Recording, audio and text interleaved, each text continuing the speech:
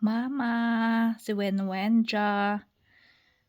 Sunday do karon, January 11, 2026. So nag-dream ako ka hambal nga inang hindi ko kadumdum gid ka bilog nga context ka dream ko.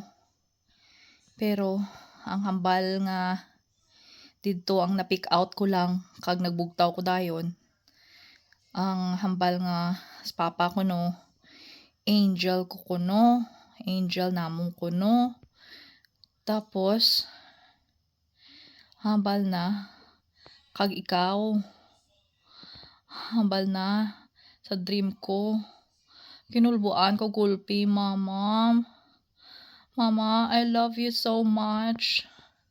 Turo kami tina-find out sa imong mga bagay-bagay sa imong nga life nga ginatago mo gali kanamon. You're trying to show that you're strong, that you're independent, that you're okay.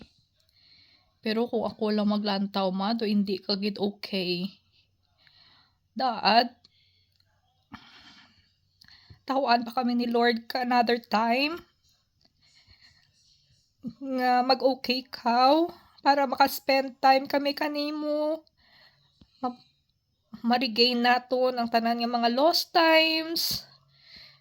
You know, ang plano bala naton nga diya ako kay to Joyce, mas ikaw di kay to Joyce. Kaya mo tundadaan planon to Joyce after na uli sa Pilipinas. Magto ka di sa Queensland.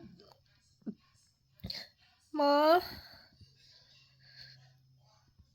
love you, Ma. Thank you so much for fighting for us. I know, ang tanan nga diya may purpose si Lord.